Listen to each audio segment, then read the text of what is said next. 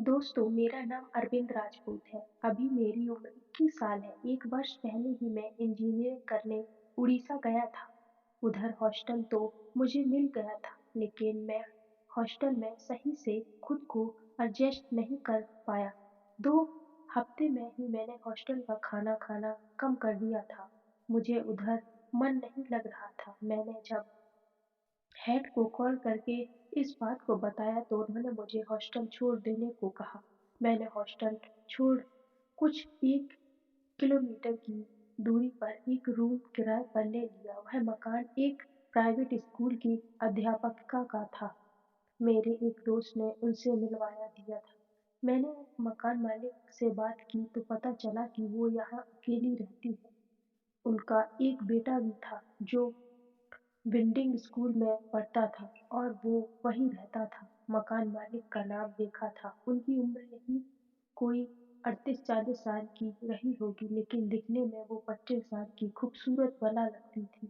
मैंने room M के लिए उससे बात की तो उन्होंने साफ सफाई को लेकर कुछ शर्त रखी और मैंने वो सब स्वीकार कर लिया। उन्होंने कहा, ओके, अब से रहना शुरू करना है।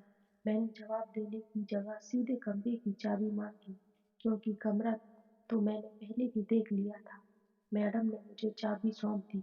मेरा कमरा ऊपर था और ऊपर कई सारे कमरे बने थे जो किराए पर लग चुके थे। वो दिन रविवार का था, तो मैंने कमरे की साफ सफाई करना शुरू कर दिया। मैं कमरे में झाड़ू मारकर अपनी किताबें आदि रैक पर जमा ही रहा था कि किसी की आवाज आई, अरविंद, किसी भी चीज की जरूरत हो तो मांग लेना। पीछे मुड़कर मैंने देखा तो ये मेरी मकान मालिक रेखा मैडम थी। मैंने बस जवाब में ज़रूर कहा दिया और किताबें रखता रहा।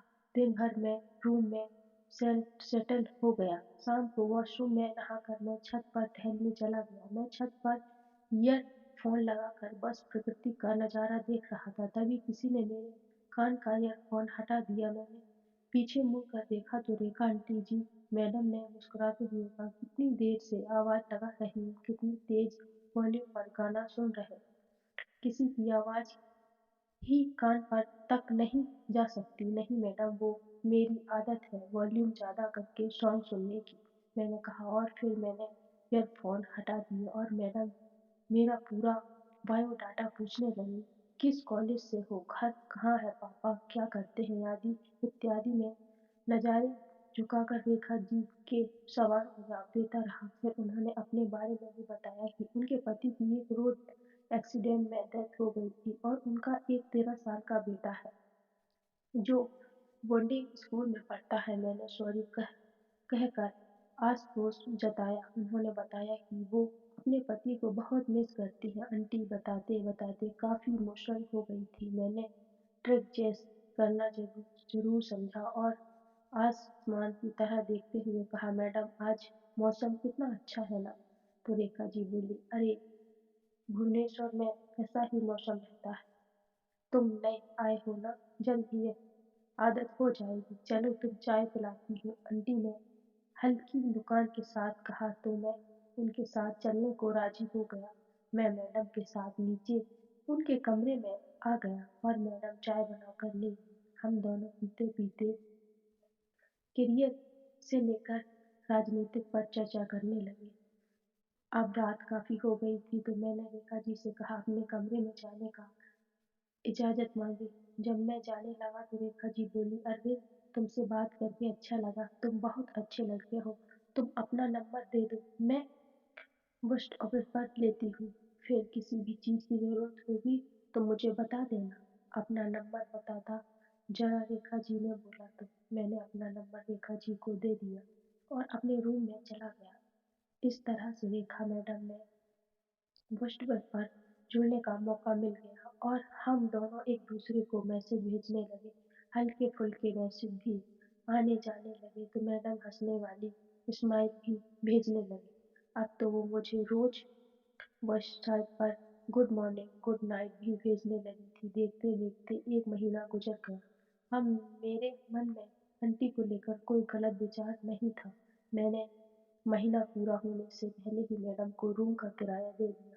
अब रेखा आंटी को और भी ज़्यादा अच्छा लगने लगा था कि मैं वाक़ई एक अच्छा लड़का हूँ।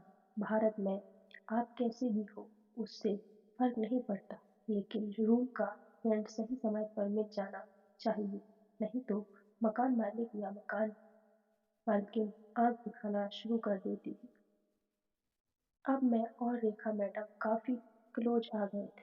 रोज़ छत पर हम दोनों घंटों बात किया करते थे। एक दिन वो किसी काम से किसी रिश्तेदार के यहाँ गई थी। रात का समय था, मैं अपने कमरे में लेटा था। तभी उधर से राखी मैडम का कॉल आया। मैंने फ़ोन उठाकर हेलो कहा तो मैडम बोली कि वो मुझे बहुत मिस कर रही है, इसीलिए कॉल की है। 15 मिनट बात करने के बाद वो बोली, यहाँ बहुत लोग हैं, तुम वेबसाइट पर आ जाओ, वही चैट करते हैं। व्हाट्सएप पर उस दिन हम दोनों में काफ़ी देर तक चैट हुई। उस दिन आंटी मुझे बार-बार दिल वाला इमोजी भेज रही थी। मुझे भी अच्छा लग रहा था कि फिर रात अधिक होने पर हम दोनों सो गए। दूसरे दिन भी रेखा आंटी एम वापस नहीं आई, लेकिन उसका मैसेज ठीक रात के 8 बजे आ गया। मैडम बोली, अरविंद मैं तुमसे कुछ कहना चाहती हूँ। मैंने कहा, जी मैडम बोलिए। तो उन्होंने बोला कि तुम से प्यार करने लगी है। मैं उनकी बात सुनकर सन्न रह गया और बोला कि नहीं रेखा मैम, ये सही नहीं। आप और मेरा कोई जोड़ नहीं। मैं अभी पढ़ाई कर रहा हूँ और आप तो एक बच्चे की माँ हो। मेरी बात सुनकर रेखा मैडम ने कहा कि इससे क्या हुआ, मेरा एक छोटा बेटा है, तो क्या मैं किसी से प्यार नहीं कर सकती? क्या मैं तुमको अच्छी नहीं लगती? मैडम की बात सुनकर मैंने कहा कि ऐसी बात नहीं है, आप मुझे बहुत अच्छी लगती हो। लेकिन तब मैडम ने कहा कि कोई लेकिन लेकिन नहीं, अगर मैं तुम्हें अच्छी लगती हूँ तो आप रिप्लाई कर दो और नहीं अच्छी लगती तो भी बता दो। अब तो मैं बुरी तरह फंस गया और मैंने हम रेखा लिखकर भेज दिया। थोड़ी देर बाद मैडम का इतना बड़ा मैसेज आया जिसमें वो मुझे अपना हाल बता रही थी और मुझे प्रपोज कर रही थी। मैं उस मैसेज को देखकर शांत पड़ गया और फिर मैंने बस लव यू टू मेरी जान लिखकर सेंड कर दिया। मैडम ने तुरंत लिखा, मैं सुबह आ रही हूँ। अगले दिन संडे था तो मैं काफी रात तक सोचता रहा कि मैंने कोई गलती तो नहीं कर दी। ये सब सोचते सोचते कब मेरी आँख लग गई मुझे पता ही नहीं चला। सुबह मैं फ्रेश होकर अपने कमरे में बैठकर मोबाइल चला रहा था, तभी पीछे से आकर मैडम ने मुझे पकड़ लिया। उनका संशोधन पाकर मैं गदगद हो गया और मैंने मैडम को प्यार से देखा। उन्होंने दरवाजे की ओर देखा तो मैंने दरवाजे को लॉक कर दिया और हम दोनों एक दूसरे के इश्क में खो गए। फिर हम दोनों बैठकर बात करने लगे। इतना सब हो रहा था मगर मुझे उनकी तरह से पहल होने का इंतजार था। मुझे कुछ समझ नहीं आ रहा था कि मैं क्या करूं। तभी मैंने अचानक से उनको एक पप्पी ले ली। इस पर रेखा मैं मुस्कुरा दी और उसके बाद हम दोनों प्यार का गोता लगाने लगे। रेखा मैम को भी काफी सालों बाद ये गोता नसीब हुआ था तो उन्होंने कई डुबकी लगाई। फिर वो सब के बाद हम दोनों सो गए। सुबह 4 बजे आंटी अपने कमरे से नीचे चली गई, लेकिन हमारा ये गोता जब तक मैं उसके यहाँ था तब तक चलता रहा। राधे राधे।